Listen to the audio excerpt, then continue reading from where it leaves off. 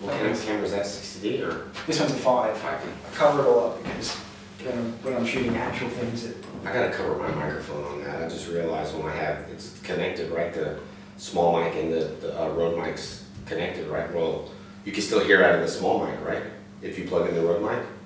That was my understanding. That's why I'm getting wind when I film. Like I gotta cover the microphone up like you did. I think. I didn't know that was it. I honestly didn't know that was a I didn't know either. I was filming for a whole season of my Morphin Life and realized that I didn't think the windsock worked. Yeah, so I just just assumed connected to the other mic.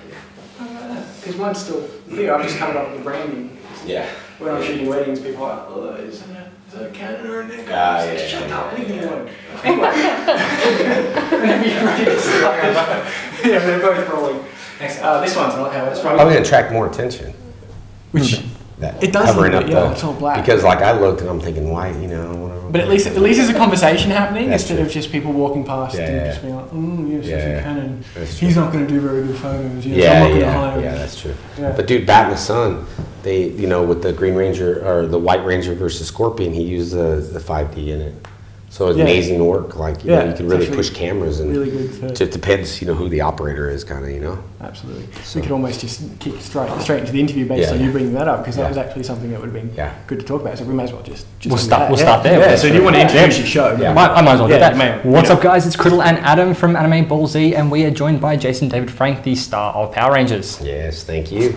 Thank you. Welcome to Australia. Thank you. I appreciate it. Thank you. Adam, you want to? I have to. I'm not normally nervous in front of cameras. Yeah. Because of course I just all the time. Yeah. But you have got me a little bit on edge. Oh, okay. This was supposed to be just an interview with me running it, but I had to get Criddle in just because I grew up watching you, and I'm actually, for the first time in a very long time, experiencing some nerves. So just forgive me. All right.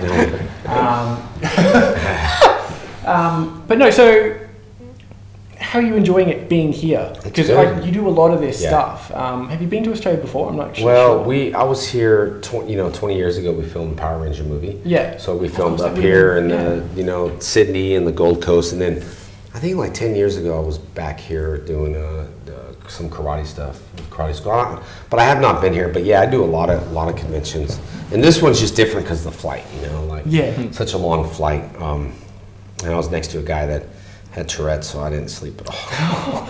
It was like a movie. It really was like a movie. And it's like, you know, it wasn't his fault at all, but like every time he would shout out, I would sleep, and then I'd be like, we had a pattern. I was here for 15 hours, so I knew like every 17 minutes he was about to, you know, so I'd like try to get a quick sleep in afterwards. But you know what's great about this is the fan base is the same. You know, I mean, different people, but like you have a really big fan base and following, which is weird because you come to another country like, you know, Australia, and you think, you know, like I always got to ask people, like guys in Singapore and all, I'm like, the show's over there, you know, I forget sometimes the show's like worldwide, you know? Yeah. Well, it is just a massive export from ultimately Japan that just it ends up everywhere in some way or form. And I believe Power Rangers actually ends up going back to Japan, doesn't it? They dub over it. Did that happen with any of your stuff? I don't think so. Because I know Power Rangers itself actually has a following that's almost as big as Power Rangers. Yeah, it was huge when we got in the Power Ranger Mighty Morphin footage. That was already like I thought it was a brand new show, but I didn't realize it was in Japan. You know? So until the Japanese footage came, and then understand it's cool. The Japanese series I think is a little bit darker, cooler. You can do a little bit more violent. Depends on the year. Yeah, it does. Yeah. Back to the Australians. Do you find that the crowds are as large? Do you get as many people coming up? This depending on the show. Like you know, I'm used to like New York Comic Cons, big shows. You know, but this is a big show for Australia, and there's a lot of people there, and I think that.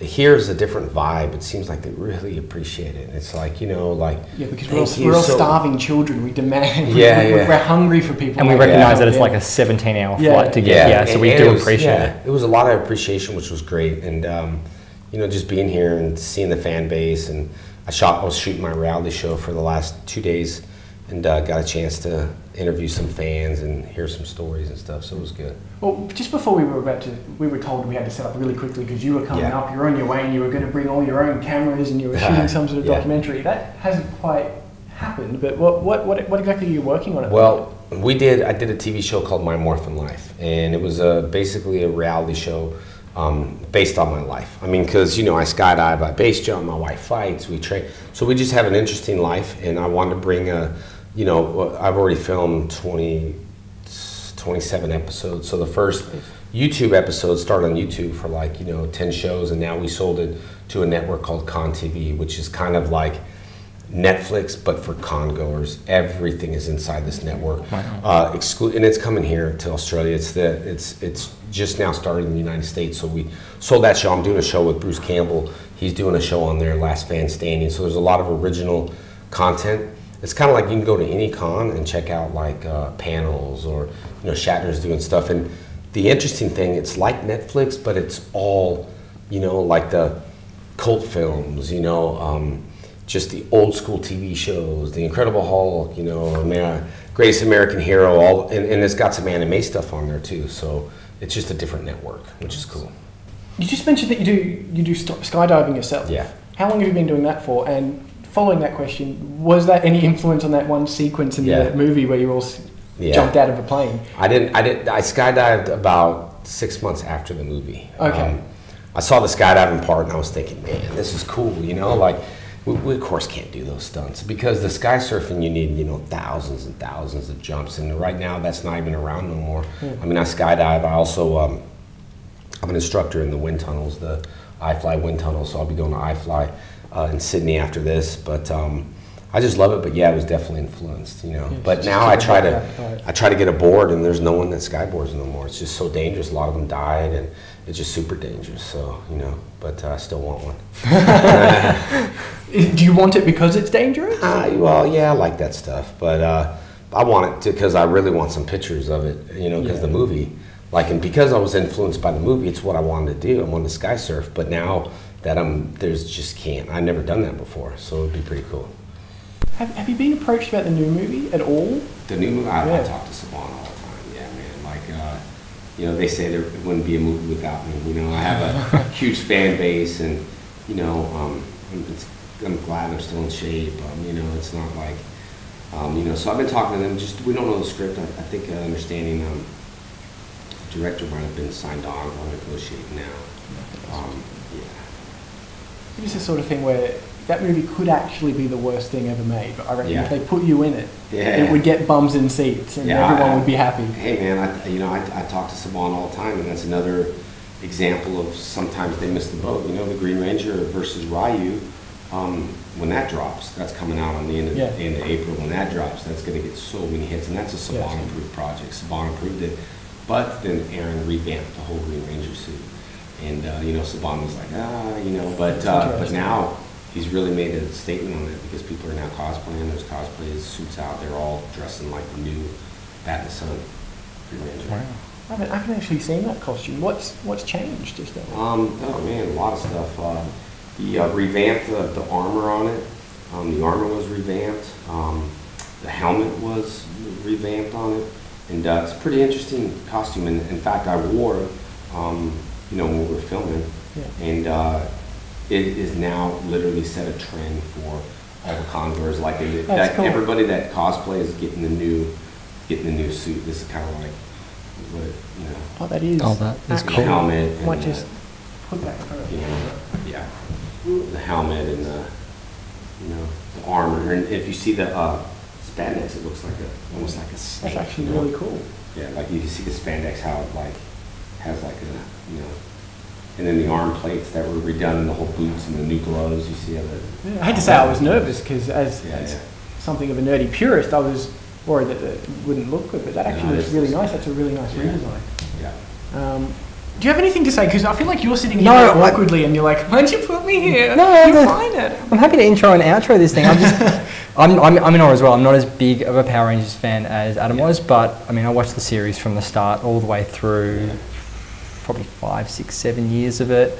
Watched you change suits across the whole thing, and it is one of those things where it's like, oh my god, you're a massive part of both of our childhoods. It's just for us, it's just this crazy. Do you get that a lot? Is it a really inherently flattering feeling every time, or do you sometimes get sick of it? No way, dude. I don't. You know, these shows. I don't need a job, man. Like, you know, I look at all these guys, and I don't do it for a job.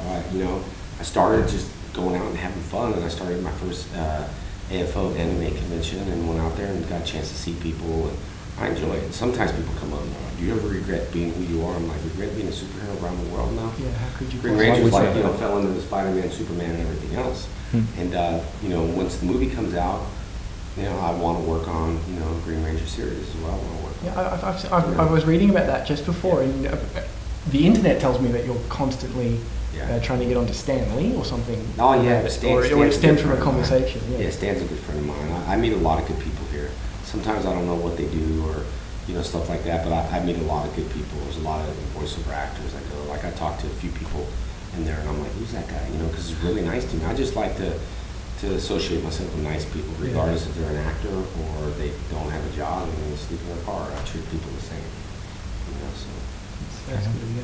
How much time have we got? You might want to wrap this up. Might wrap it up? Yeah, we're pushing that one. Yeah. Thank you so much for coming out and having just sit down and chat with us, and mostly with Adam, but still, I'm closest, so I win. This has been Jay. This has got been his name wrong. Yeah, I know. I'm fumbling over it. This has been Jason David Frank on another AnimeBallZ interview at SupaNova Melbourne 2015, and we'll catch you guys on the flip side. Cool. Thank you. Thank you very much. Thank you so much. Thank you very much, man.